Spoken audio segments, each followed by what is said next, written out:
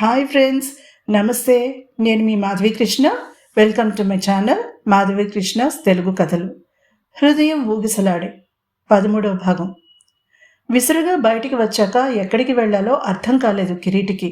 ముందు car start చేసి అక్కడి నుంచి మాయమైపోవాలని మాత్రం అనుకున్నాడు.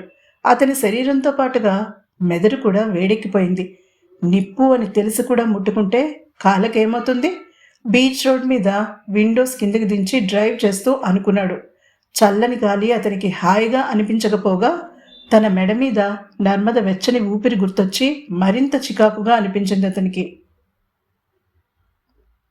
నరనరంలోనూ ఆమె రగిల్చిన కోరిక ఇప్పుడు పదునైన చాకులా కోసేస్తుంటే ఎలా ఆ బాధని తట్టుకోవాలో తెలియని పరిస్థితిలో ఉన్నాడతను. అతనికి నర్మదతో మొదలుపెట్టిన పని పూర్తి చేయాలనుంది. అది జరిగే పని కాదు కాబట్టి ఆ నరేంద్రగాడు కనబడితే మరొక 4 పీకి ఈ ఫ్రస్ట్రేషన్ని చల్లార్చుకోవచ్చు అనిపించింది. అది కూడా జరిగే పని కాదు. ఇంటికి వెళ్ళాలని అనిపించలేదు అతనికి. గమ్యం లేని వాడిలా తిరుగుతున్నాడు. బీచ్ రోడ్ మీద నుంచి రైట్ టర్న్ తీసుకుని ఏదో కాలనీలోకి పోనిచ్చాడు.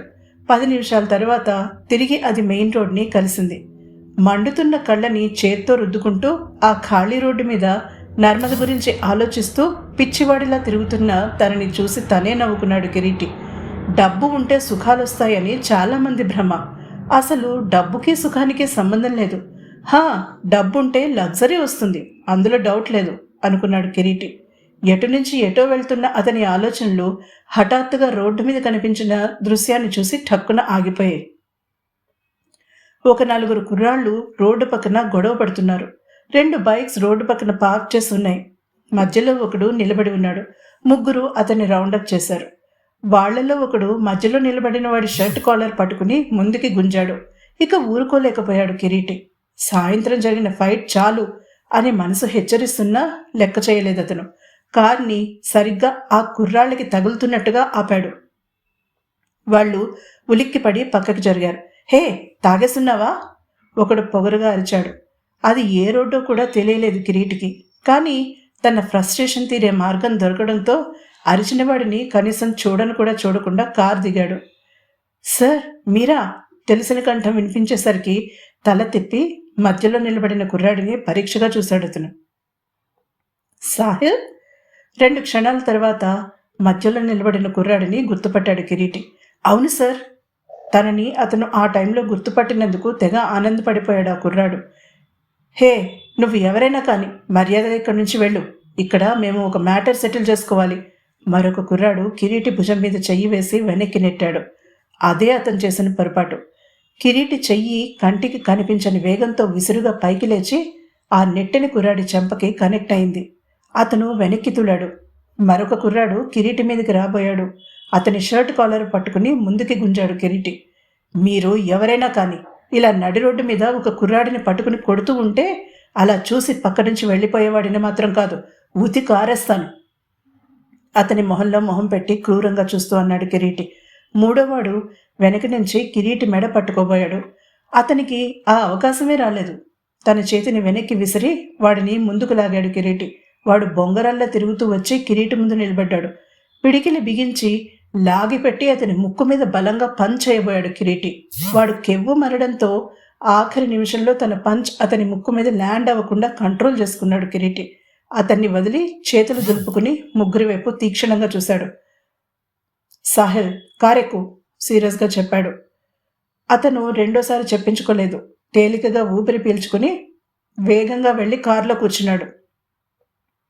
అయినా సినిమాల్లో చూపించినట్టు ఇలా రోడ్డు మీద కొట్టుకుంటే కష్టం. రియల్ లైఫ్లో పోలీస్ స్టేషన్లో కూర్చుంటారు. ఒకసారి ఎఫ్ఐఆర్ రిజిస్టర్ అయ్యిందంటే మీ జీవితాలు సర్వనాశనం అయిపోతాయి. ఒళ్ళు దగ్గర పెట్టుకుని ఇళ్ళకి వెళ్ళండి. గొంతుని అథారిటేటివ్గా మార్చి వార్న్ చేశాడు కిరీటి. వాళ్ళు మాట్లాడకుండా తమ బైక్లను స్టార్ట్ చేసుకుని స్పీడ్గా అక్కడి నుంచి వెళ్ళిపోయారు. చిన్నగా నవ్వుకున్నాడు కిరీటి. డ్రైవింగ్ సీట్లో సెటిల్ అవుతూ సాహిల్ వైపు చూశాడు. తన సమస్య మీద నుంచి డైవర్ట్ అవ్వడానికి ఛాన్స్ రావడంతో ఊపిరి పీల్చుకున్నాడు. నీ అర్ధరాత్రి అడ్వెంచర్ కావేర్లికి తెలుసా? డైరెక్ట్గా అడిగాడు కిరీటి.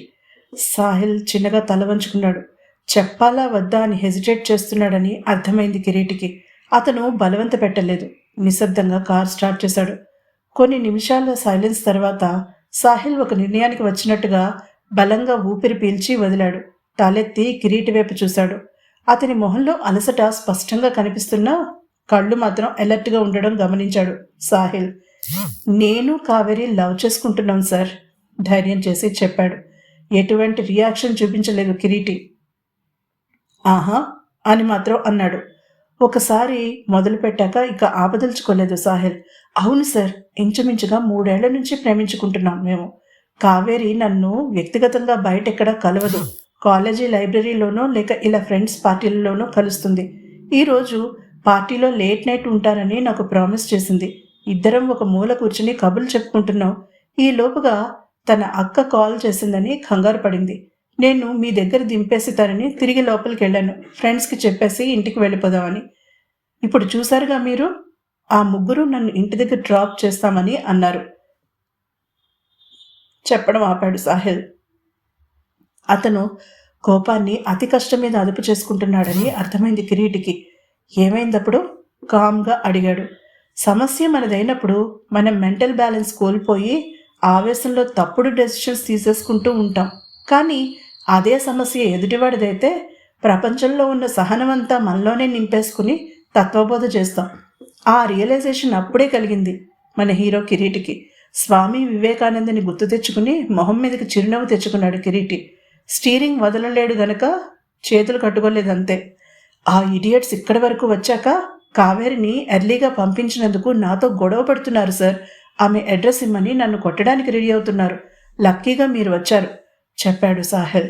అప్పుడు బిగుసుకున్నాయి కిరీటి చేతులు స్టీరింగ్ వీల్ మీద. ఇచ్చావా వాళ్ళకి? కోపంగా అడిగాడు. చిచి, ఎందుకు ఇస్తాను సార్? వాళ్ళు ఏం చేసినా ఇచ్చేవాడిని కాదు. కావేరికి ఏమీ తెలీదు, ఇన్నోసెంట్. వాళ్ళని తన ఫ్రెండ్స్ అనుకుంటుంది. నేను వాళ్ళని గురించి చెప్పబోతే నాకు జెలసీ అనుకుంటుంది. నెత్తి నోరు కొట్టుకున్నాడు సాహిల్. సరిపోయింది, రోలొచ్చి మధ్యలతో మొరుపెట్టుకున్నట్టుంది వ్యవహారం అనుకున్నాడు మనసులో కిరీటి. నేను తన అక్కతో మాట్లాడతానని చెప్పాను మా పెళ్లి గురించి. అప్పుడే వద్దంది. తన బాధని పూర్తిగా వెళ్ళగక్కాడు సాహిల్. రీజన్? ఒకసారి సాహిల్ వంక చూసి తిరిగి రోడ్డు మీద ఫోకస్ పెడుతూ అడిగాడు కిరీటి. కొంపతీసి ఈ అక్కా చెల్లెళ్ళకి యాంటీ మ్యారేజ్ సిండ్రోమ్ అనే జబ్బేమైనా ఉందా ఏంటి అన్న ఒక కొత్త అనుమానం ఎంటర్ అయింది కిరీటి మనసులో. 2 రీజన్స్ సార్. మొదటిది, నాకు సరైన జాబ్ లేని కారణంగా తన అక్క ఒప్పుకోదని చెప్పింది. ఇక రెండవ రీజన్, తను నటిగా కనీసం ఒక టీవీ షో కానీ సినిమా కానీ కనీసం ఒక యాడ్లో అయినా సరే నటించాలని ఆమె కోరిక. అది తీరే వరకు నో పెళ్ళి అని చెప్పేసింది కావేరి. తన బాధని కిరీటితో షేర్ చేసుకున్నాక తేలికగా ఊపిరి పీల్చుకున్నాడు సాహిల్. కిరీటి ముందు ఇప్పుడు 2 సమస్యలున్నాయి, కావేరి, నర్మద. కిరీటి ముందుగా ఏ సమస్య వైపు మొగ్గు చూపుతాడు తెలుసుకోవాలంటే తర్వాత ఎపిసోడ్ని తప్పకుండా వినండి. ఈ ఎపిసోడ్ కనుక మీకు నచ్చినట్లయితే సబ్స్క్రైబ్ చేసుకోండి, లైక్ కొట్టండి. తిరిగి మరొక ఎపిసోడ్లో కలుసుకుందాం. అంతవరకు సెలవు.